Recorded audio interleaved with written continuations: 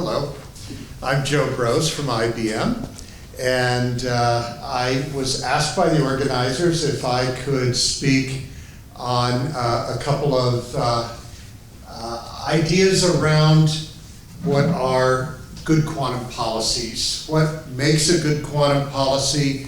What are the elements they contain? And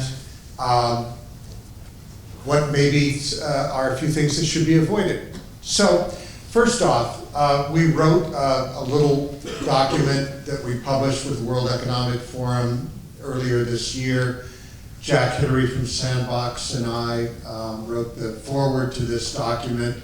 Mira Wolf-Bowens wrote the bulk of the document. And what it does is it distills down what are the essential good elements within a national quantum policy. And if you take a look at that, there are basically 24 nations on Earth out of 208 currently on the globe that have national quantum policies. A number of them have funded partnerships, particularly in the EU. This is a good chart and a histogram to kind of take a look at how those stack up. So what are the common elements to a national quantum policy? You're going to see them in one form or another in all of them. Well, it really amounts to these 6 elements, and you can articulate them as you read them there. It's about having really good funding, looking at centers of excellence that the government might form, being open to VC investment, providing the appropriate channels for VC investment, and workforce development, whether it's national or regional. We see workforce development as a key element behind the quantum thrust that every nation or state or region or province wants. And they want to do quantum not only because of its economic benefit to industry, but also its benefit in terms of jobs. So a good national quantum policy needs to look at all 6 of these items. So where are we today? The one point off of this chart that I want to make is this. The National Quantum Initiative, US government, was a wonderful catalyzer. It was signed into law in 2018. It is now up for reauthorization. Something that characterized this National Quantum Initiative Act was the fact that it looked at research and what research could do for quantum. But that's now shifted, and it's now moving to what can quantum do for research? What can quantum tools do in our economy, for industry, for a whole host of beneficiaries? And it's time to harvest these tools. This investment that was made by the Department of Energy, the National Science Foundation, the Department of Commerce, and use these to the benefit and then redouble back, looking at better ways to do these things. Accelerating the applications and algorithms. So our emphasis at IBM is certainly now moving more toward the algorithm development.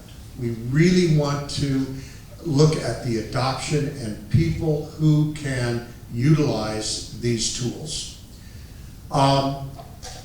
Continuing to create better coordination, this is sort of a fundamental premise. But the last point I want to really talk about here is a free trade zone for quantum. So for countries, as Andrew just mentioned, for countries that are like-minded, that respect the rule of law, that respect intellectual property, that understand what a contract is, and support basic human rights.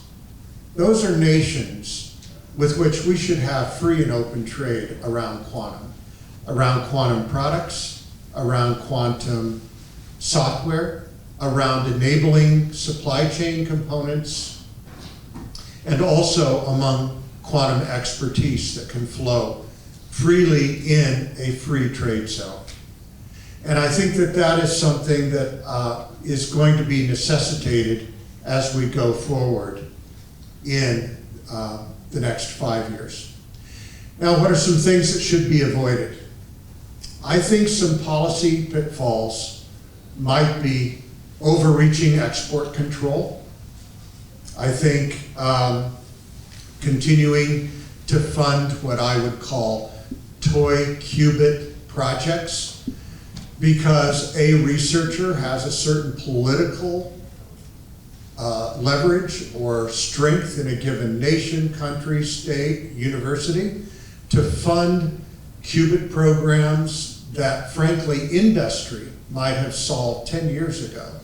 But to continue to push that is, I think, a misprision of taxpayer money and really needs to be stopped. And don't assume that test beds are universally embraced by industry.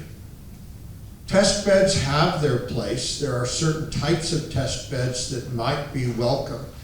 But honestly, I think something that government fails to appreciate is that the private sector often builds its technical capabilities on very proprietary technologies and know-how that it doesn't want to share with users in a government-funded test bed.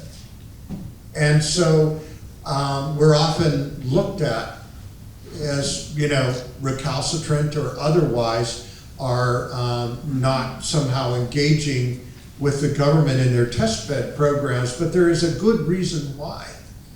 And we don't want to share our proprietary knowledge or know-how, or let our tools into an environment where someone could somehow divinate what it is or reverse engineer it. So these are the kinds of things I think the government should maybe avoid in pitfalls going forward for any government. And just at least give some consideration and thought. And with that, I think that's all I had, and let me hand this over to Nicholas.